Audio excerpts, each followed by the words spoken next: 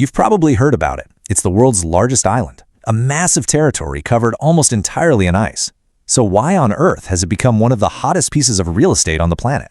Today, we're diving into the long and kind of strange American ambition to buy Greenland. To really get our heads around all the complex geopolitics going on here, let's just start with a simple story. Think about a neighborhood business. You know, a simple kid's lemonade stand. Except, this one is a little different. It's not small. Not at all. No, this stand is massive, and most of what makes it valuable is locked away frozen solid inside a giant block of ice. And its location? It's everything. It's sitting right on the corner between the two biggest, most competitive houses on the whole block. It's the perfect spot to see everything that's going on.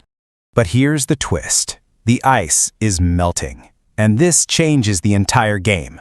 All of a sudden, all that valuable stuff that was frozen deep inside is becoming reachable. And yeah, everybody is starting to notice.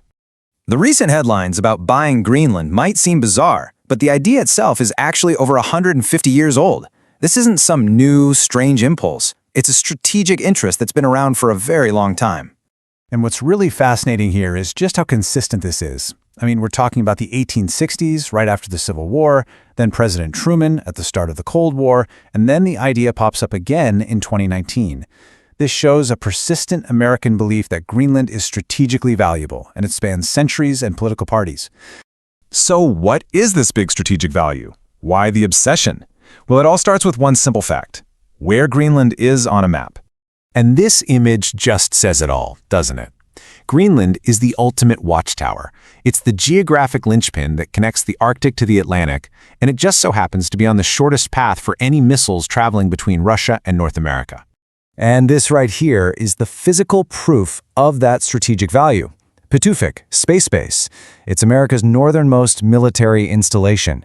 It's got this incredibly powerful radar system that basically acts as a crucial set of eyes, watching the skies for any potential threats heading towards North America. It is an absolutely irreplaceable piece of our continental defense. But you know, location is only half the story.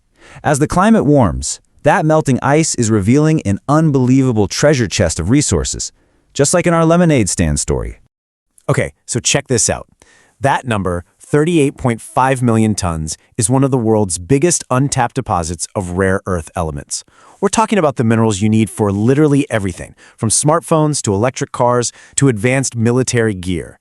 Getting access to this could dramatically shift global supply chains, which right now are pretty much dominated by China. And it's not just minerals. The Arctic is believed to hold a huge chunk, around 22% of the world's undiscovered oil and gas. As the ice disappears, these energy resources are becoming more and more accessible, and that represents a massive potential economic prize. The list just keeps going. Uranium, iron, gold, and if all those resources weren't enough, the melting ice is also opening up new shipping lanes. The Northern Sea Route and the Northwest Passage could become these amazing shortcuts between Asia, Europe, and North America, saving a ton of time and money and totally reshaping global trade. So this combination of strategic location and unbelievable natural wealth has pretty unsurprisingly attracted a lot of attention from other global powers. The Arctic is no longer a quiet, frozen backyard. It's the stage for a new great game. Look at this. China, a country that's almost 1,000 miles away from the Arctic Circle, has just declared itself a near-Arctic state. It's a really clever bit of diplomatic language, right? It's their way of justifying their growing investments in Arctic research and infrastructure, framing it all as part of a polar Silk Road. And this table just lays it all out perfectly. You've got three major players, and their interests are overlapping and often competing. The US is focused on security, trying to block its rivals. Russia wants to dominate the region, both militarily and economically, with its Northern Sea Route. And China is playing the long game, investing heavily to make sure it gets access to resources and those new trade routes. So, with all this high-stakes competition swirling around, there is one very, very important question. What do the people of Greenland and the government of Denmark, which Greenland is a part of, actually think about all of this? Well, the response has been polite, but also incredibly firm. Both Greenlandic and Danish officials have consistently shot down any idea of a sale, no matter who's asking. The message is crystal clear. Their future, their land, and their resources are not some bargaining chip to be traded between superpowers. They're open for business and investment, sure, but they are not for sale. So if buying the island is completely off the table, what happens now? The strategic importance and the resource wealth, none of that is going away. In fact, the competition between the US, Russia, and China for influence in the Arctic is only going to get more intense.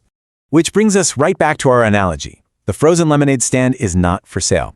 But as that ice continues to melt, revealing more and more of the treasure inside, you can bet that every major player on the block will be watching very, very closely.